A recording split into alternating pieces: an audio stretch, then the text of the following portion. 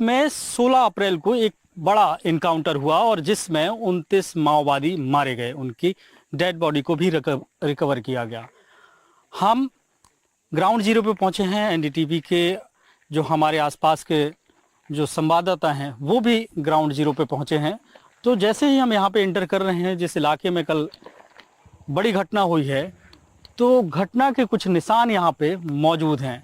कुछ ऐसी चीज़ें हैं जो शायद शहरी जीवन में लोग नहीं देख पाते, उन चीज़ों को समझने की कोशिश करते हैं।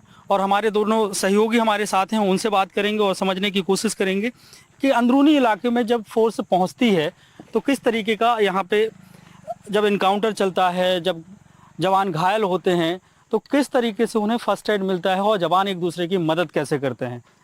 ये मुकेश, जिस तरीके के आप देख रहे हैं यहाँ पे बांस की बल्ली जो है और ऐसा लग रहा है कि स्ट्रेचर है, ये कब उपयोग में आता है? क्योंकि इस इलाके में अक्सर इनकाउंटर होते रहते हैं, तो जवान इसका कैसे उपयोग करते हैं? जी देखिए, चूंकि विषम भौगोलिक परिस्थितियां हैं, इसके साथ ही पहाड़ियों की पूरी श्रृंखला है।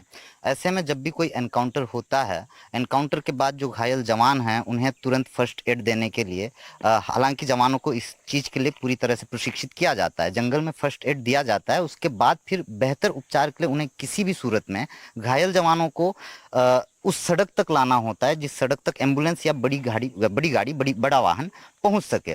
तो इस तरह का स्ट्रेचर तैयार किया जाता है, जुगाड़ का स्ट्रेचर होता है। आप देखेंगे उस पर कि कॉम्बैट वर्दी उस पर नज़र आ रही है, बल्लियां नज़र आ रही हैं, इसके साथ काली वर्दी जो नज़र आ रही है उससे काला जो वर्दी नज़र आ रहा है दरअसल वो पट्टा होता है जो जवान आमतौर पर एंटी नक्सल ऑपरेशन पर जाते हैं तो अपने फेस को कवर करते हैं, सर को कवर करते हैं, उससे जो है रस्सी के तौर पर उसे इस्तेमाल किया गया। उसके साथ कॉम्बैट जो वर्दी नज़र आ रहा है उसे स्ट्रेचर के लिए उस जवान को उस पर लेटाया गया होगा और इसी पे लादकर उस जवान को इस जगह तक लाया गया। और चूंकि सड़क है और यहाँ तक एम्बुलेंस आसानी से पहुंच सकती है तो एम्बुलेंस के माध्यम से जो है उन्हें छोटे बेटिया ले जाया गया, जहां से हेलीकॉप्टर से फिर उन्हें एयरलिफ्ट कर रायपुर ले जाया गया। मुकेश हमारे बीजापुर से यहाँ पे पहुंचे हैं और कांकेर से हमारे साथी नीरज भी हैं। नीरज, ये जो इलाका है किस तरीके का ये इलाका है? क्योंकि यहाँ से देखें डेंस फॉरेस्ट है, बहुत कम लोग नज़र आ रहे हैं और ये जब इतनी बड़ी घटना हुई, जैसा कि मुकेश ने बताया कि एक जुगाड़ का स्ट्रेचर है, तो कितने किलोमीटर तक पैदल चलना पड़ जाता होगा जवानों को, जो क्योंकि पेट्रोलिंग के लिए, सर्चिंग के लिए अंदर जाते हैं और फिर इस तरीके की घटनाएं होती हैं? देखिए, जब हम आ रहे थे तब आपने देखा होगा कि कोटरी नदी है, उस कोटरी नदी को क्रॉस करने के बाद कितने दुर्गम इलाके हैं, घना जंगली इलाका है, रास्ते पगडंडी रास्ते हैं, कहीं कच्चे रास्ते हैं, कई जगहों पर रास्ते कट गए हैं। इन्हीं इलाकों से जो है जवान इस जंगल में प्रवेश करते हैं और जंगल में प्रवेश करने के बाद जो है माओवादियों से ये मुकाबला करते हैं। आपको बता दूं कि खास बात ये है कि ये जो इलाका है, आप देख सकते हैं किस तरह से यहाँ पर ये बांस का घना इलाका है और इस बांस के घने इलाके में माओवादी मौजूद थे और उनसे साथ ये मुठभेड़ हुई है। आप जैसे हमारे साथी बता रहे थे, आप बता रहे थे कि ये जुगाड़ का जिस तरह से स्ट्रक्चर बनाया गया है ताकि उसमें जवान को लाया जा सके, उसी तरह वहाँ पे कुछ और साक्ष्य मिले हैं हमको।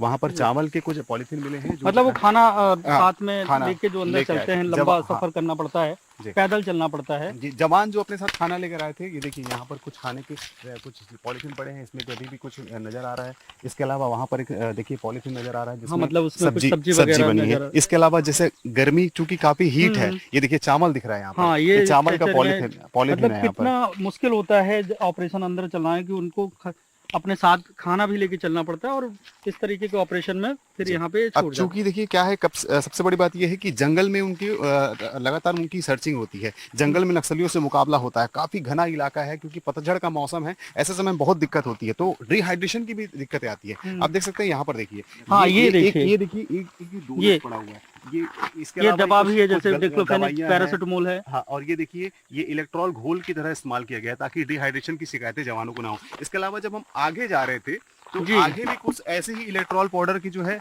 पर्चियां हमको मिली थी। इससे देख सकते हैं किस तरह से जवान इस जंगल में घुसते हैं, किसी प्रकार तकलीफ ना हो वो अपने साथ तमाम फास्ट एड किट लेकर चलते हैं ताकि जवान अगर घायल भी हो गया तो उन्हें तत्काल जो है हम स्वास्थ्य सुविधाएं मुहैया करा सकें।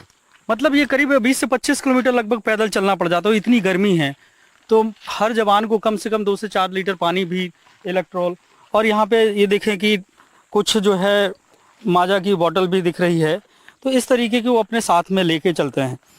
और मतलब कितना उनके साथ वजन हो जाता होगा ये सब चीजें जब अंदर इलाके में। जी देखिए, जवानों को जब पुलिस की भर्ती दी जाती है, आर्मी की भर्ती दी जाती है, तो उनको तमाम चीज़ों से लैस किया जाता है ताकि उन्हें जंगलों में जब पहुंचना पड़े तो किसी प्रकार कठिनाई ना हो। वो अपने साथ 30-30 किलो का वजन लेकर चलते हैं, चाहे पानी की बात करें, राशन की बात करें या अन्य चीज़ों की बात करें, ये सभी चीज़ों को अपने साथ लेकर चलते हैं। राइफल का वजन अगर बात करें तो राइफल का वजन भी लगभग 5 से 6 किलो के बीच में होता है, वो भी राइफल अपने साथ लेकर चलते हैं। जंगल दुर्गम इलाके हैं, इस रास्ते से जब गुजर रहे हैं तो इतनी हमको गर्मी महसूस हो रही है, तो उन जवानों हम को भी कितनी- महसूस कर पा रहे हाँ, हैं कि उन सुबह जवानों का को समय है। कितनी जी उन जवानों को कितनी गर्मी महसूस होती होगी, वो जब अंदर जब और पहुंचते होंगे तब क्या स्थिति रहती होगी, ये खास तौर पर देख सकते हैं। और जब हम कुछ ग्रामीणों से बात कर रहे थे तो ग्रामीण इस मामले में कुछ भी कहने से चुप्पी साध रखे हैं। स्वाभाविक सी बात है कि ग्रामीण कुछ भी नहीं बोलेंगे, क्योंकि वो ये कह सकते हैं कि दो पार्ट के बीच में है, एक तरफ सुरक्षा बल हैं तो दूसरी तरफ नक्सली हैं।